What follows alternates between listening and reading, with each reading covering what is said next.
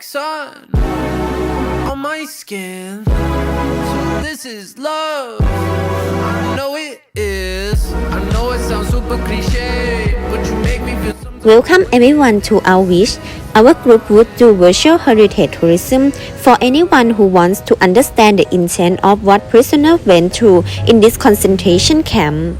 Auschwitz, also called Auschwitz-Birkenau, Nazi Germany's largest concentration camp and extermination camp, located near the industrial town in southern Poland.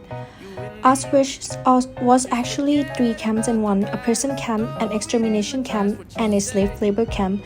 As the most lethal of Nazi extermination camps, Auschwitz has become the emblematic site of the final solution, a virtual synonym for the Holocaust. Between 1.1 and 1.5 million people died at Auschwitz. 90% of them were Jews. Also among the dead were some 19,000 Roma who were held at the camp until the Nazi gases them on July 31. 1944, the only other victim group gases in family units alongside the Jews. The Poles constituted the second largest victim group at Auschwitz, where some 83,000 were killed or died. Auschwitz was probably chosen to play a central role in the final solution because it was located at a railway junction that were used to transport Jews from throughout Europe to their death. Heinrich Himmler, chief of the protective echelon, the Nazi paramilitary corps, ordered the establishment of the first camp, the prison camp, on April 27, 1940, and the first transport of Polish political prisoners arrived on June 14. This small camp, Auschwitz I, was reserved throughout its history for political prisoners, mainly Poles and Germans. In October 1941, work began on Auschwitz II, or Birkenau, located outside the nearby village of Brzezinka. There, the protective echelon later developed a huge concentration camp, an extermination complex that included some 300 barracks, 4 large bathhouses, which prisoners were gassed to death. Another camp, Buna Monowitz, near the village of Dwari, later called Auschwitz III, became in May 1942 a slave labor camp supplying workers for the nearby chemical and synthetic rubber works of IG Farben. In addition, Auschwitz became the nexus of a complex of 45 smaller subcamps in the region, most of which housed slave laborers.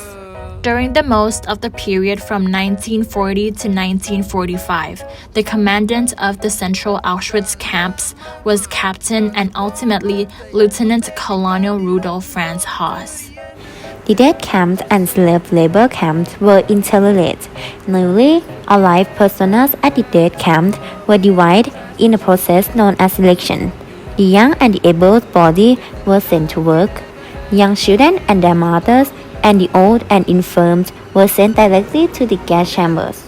Thousands of prisoners were also selected by the camp doctor Joseph Mengele for medical experiments, of which doctor test methods of sterilization on the prisoners using massive doses of radiation, insulin injections, and other barbaric procedures.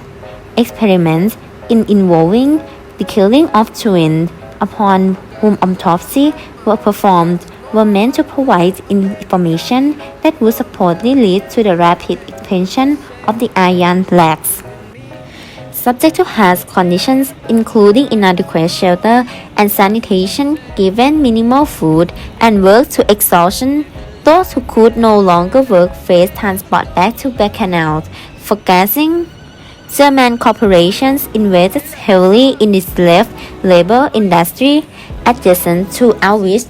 In 1942, IG Farben alone invested more than 200 million Reichsmark in its facilities at Auschwitz III. That's all about Auschwitz, a sad and awakening experience, thinking of what human beings are capable of doing. Thank you for your attention.